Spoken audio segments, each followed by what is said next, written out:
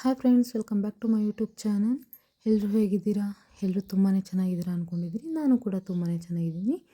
ಇವತ್ತು ಬೆಳಿಗ್ಗೆ ಎದ್ದು ಷಷ್ಠಿ ಇರೋ ಕಾರಣದಿಂದ ಮನೆಯಲ್ಲೆಲ್ಲ ಪೂಜೆನ ಮುಗಿಸ್ಕೊಂಡೆ. ನಾನು ಪೂಜೆ ಮಾಡಿಕೊಂಡು ಮತ್ತು ತೋಟದ ಹತ್ರ ಇರೋ ಹುತ್ತದ ಹತ್ರ ಕೂಡ ಹೋಗಿ ಪೂಜೆನ ಮಾಡಿಕೊಂಡು ಪೂಜೆ ಮಾಡೋಕ್ಕೆ ಹೊರಡ್ತಾಯಿದ್ದೀನಿ.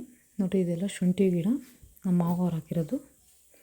ಅಲ್ಲೋಗಿ ಮತ್ತು ಪೂಜೆನ ಸ್ಟಾರ್ಟ್ ಮಾಡಿಕೊಂಡೆ.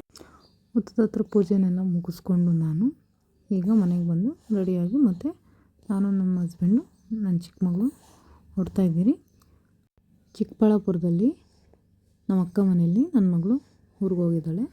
ಒಂದು ವಾರ ಆಯಿತು.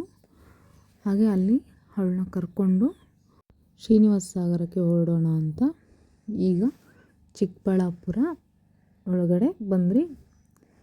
ಅಲ್ಲಿ ಅವಳನ್ನ ಕರ್ಕೊಂಡು ನಮ್ಮ ಅಕ್ಕ ಮನೇಲಿ ಹೋಗಿ ಅವಳನ್ನ ಕರ್ಕೊಂಡು ನಮ್ಮ ಅಕ್ಕವರೆಲ್ಲ ಮತ್ತು ಕಾರಲ್ಲಿ ಹೊರಟ್ರಿ. ನೋಡಿ ಫ್ರೆಂಡ್ಸ್, ಇದು ಶ್ರೀನಿವಾಸ ಸಾಗರ.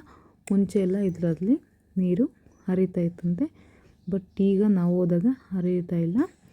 ನಾನು ಫಸ್ಟ್ ಟೈಮ್ ಹೋಗಿದ್ದಿದ್ದು ಇಲ್ಲಿಗೆ, ಬಟ್ ನಾನು ಹೋದಾಗೆ ಆ ಥರ ಆಗಿತ್ತು.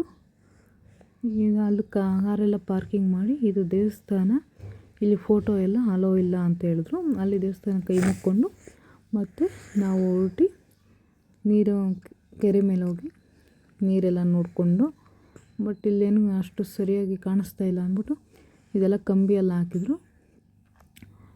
ಮತ್ತು ಕೆಳಗಡೆ ಇಳಿದು ಮತ್ತು ತಿರ್ಗಿ ದೇವಸ್ಥಾನ 1-2 ಅಂಗಡಿ ಏನೋ ಇದ್ದಾವೆ ಅಷ್ಟೇ, ಮತ್ತು ಬೇರೆ ಏನೂ ಇಲ್ಲ.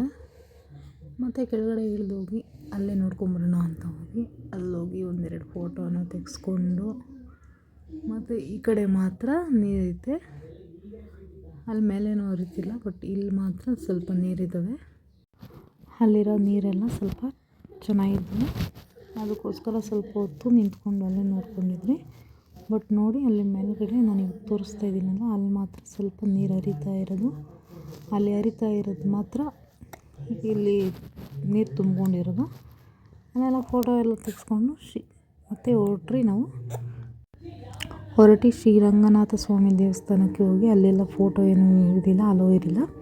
ಅದಕ್ಕೋಸ್ಕರ ಸ್ವಲ್ಪ ಹಂಗೆ ವೀಡಿಯೋ ಮಾಡಿಕೊಂಡು ಹೊರಟ್ರಿ. Thank you for watching. ಇನ್ನೂ ಯಾರೆಲ್ಲ ಚಾನಲ್ ಸಬ್ಸ್ಕ್ರೈಬ್ ಮಾಡಿಲ್ಲ, ಪ್ಲೀಸ್ ಸಬ್ಸ್ಕ್ರೈಬ್ ಮಾಡ್ಕೊಳ್ಳಿ.